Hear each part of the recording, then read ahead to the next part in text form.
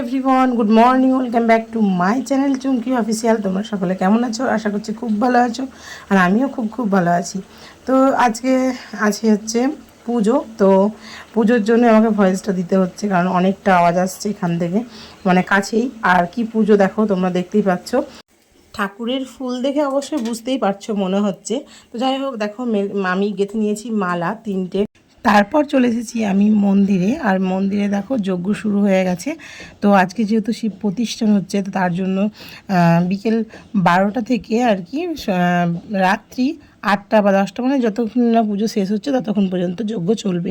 তো তোমরাও দেখো, এখন হচ্ছে সন্ধেবেলা। তো সন্ধেবেলায় আমি তোমার দেখালাম দুপুরবেলায় শুরু হয়েছে, আর এই যে সন্ধেবেলায় এখন আমি আবার চলে এসেছি। তো এসেছি দেখো মন্দিরে, আর মন্দিরে পুরোহিত মশাই পুজো শুরু করে দিয়েছে, আর আমরা জল ঢালবো। তো এখানে জল ঢালা হয়েছে তোমার 4 প্রহর। তো আমরা 4 প্রহর ঢালিনি, আমি 1 প্রহরই ঢালবো বলে একবারে রেডি হয়ে বেরিয়ে এসেছি। আর এই যে দেখতে পাচ্ছ সাদা সেই শিরের মালাগুলো আর কি, আকন্দর মালা। তো দেখতেই পাচ্ছ সাদাটা ফোঁটা যেটা, সেটাই আর কি দেওয়া হয়েছিল। আর এখানে দেখতে পাচ্ছ মানে কি বলবো, মা আর কি তার খলস ছেড়ে রেখে গেছে। তো যাই হোক, তোমরা যেভাবে যেটা নেবে। তো এই যে দেখতে পাচ্ছ এখানে পুরো একদম মানে কি বলবো, ফুলে ফুলে একদম ভগবান ভরে উঠেছে। আর প্রথমে যখন দেখছিলাম তখন মনে হচ্ছিলো একটু কেমন লাগছিল, মানে ঠিক পুজো একটা ভাব আসছিল না। কিন্তু দেখো যখনই শিব প্রতিষ্ঠা আর কি হয়ে গেছে, তো তখন দেখো সম্পূর্ণ আর কি মানে কি বলবো, পুরো মনে হচ্ছে পুরো মূর্তির মধ্যে প্রাণ চলে এসেছে।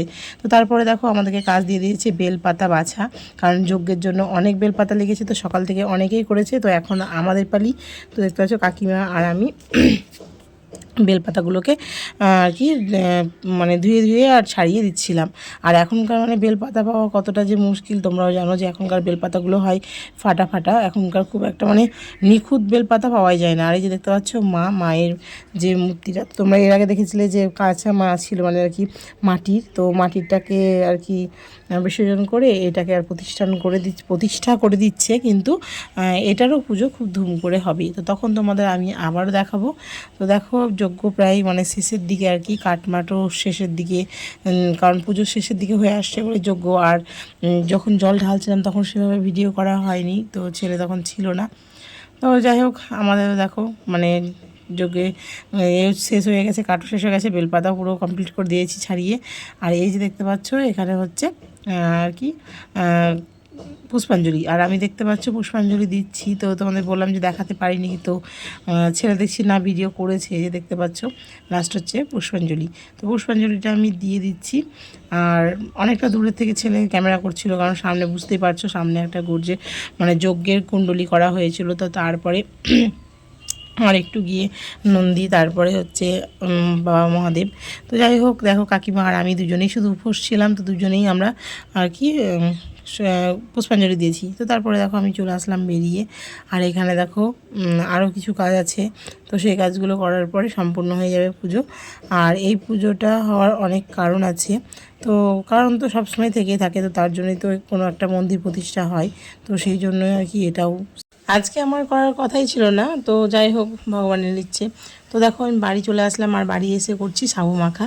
তো বাড়ি একার জন্য আর কি আমি আর খাবার টাবার করি না। তো কেমন একটা লাগে না, সবাই মিলে খেলে বেশ ভালো লাগে। তো দেখতেই পাচ্ছ এখানে দিয়ে দিয়েছিল প্রসাদ, আর আমি করছি সাবু মাখা। তো সাবুটাকে একটু বেশ ভালো করে আমুল দুধ, তারপরে অনেক কিছু ফল টল দিয়ে মাখিয়ে নিলে ভালো লাগে। তো মন দিয়ে আমি ওটাই করছিলাম। আমার ছেলে দেখো এদিকে ভিডিও করছে। তো দেখো কেমন সুন্দর করে আমি মেখে নিয়েছি। তো দুধ গরম করে নিয়েছিলাম। তো তারপরে যে খুব সুন্দর করে মাখার পরে তোমাদের দাদাভাইকে একটু দিয়ে দেবো, আর ছেলেও খাবে, ছেলেকেও দিতে হবে, কারণ ছেলের বায়না যে আমিও মা সাবু মাখা খাবো। তাই বললাম ঠিক আছে, যখন মাখবো তখন সবাই মিলে একটু করে খেয়ে নিলেই তো হয়ে যায়। আর ওরা যদিও অন্য কিছু খাবে, কিন্তু সাবু মাখাটাও দেবো। তো তার জন্য দেখো জায়গা করে নিচ্ছিলাম। আর এই যে দিয়ে দিলাম একটা কাঁচা মিষ্টি। তো কাঁচা মিষ্টিটা দিলেও খেতে আরও টেস্টি হয়। তো আমার তো খুব ভালো লাগে আর কি সাবু মাখা। তো তোমাদের কার কার সাবু মাখা খেতে ভালো লাগে তোমরা সবাই কমেন্ট করে একটু জানাবে। আর এই যে দেখতে পাচ্ছ আমি হাতটা আবার ধুয়ে নিচ্ছি, চটকে মাখালে না হাতে কেমন একটা লেগে যায়, ভালো লাগে না। তো যাই হোক, দেখতে পাচ্ছ আমাদের খাওয়া মানে পুরো ফিনিশ করে ফেলেছি। তো সেটা তোমার দেখাচ্ছিলাম যে দেখো মাখতে অনেকক্ষণ আর খেতে কিন্তু সময় লাগে না। এই যে আমাদের পূর্ণিমাও খেয়েছে, তো মুখটা দেখো, ওকে বলছিলাম যে তুমি কেমন করে খেয়েছো, কিন্তু ও ক্যামেরা দেখে পুরো মুখটা অফ হয়ে গেছে। আর ও তো এটাই করে যে মুখটা মানে যখন মুডটা ভালো থাকে তখন মুখটা ভালো দেখায়, আর যখন মুড ভালো থাকে না তখন মুখটা কিন্তু এরমই করে। তো যাই হোক বন্ধুরা, এখানে আমি ভিডিওটা এন্ড করলাম। তোমরা ভালো থেকো।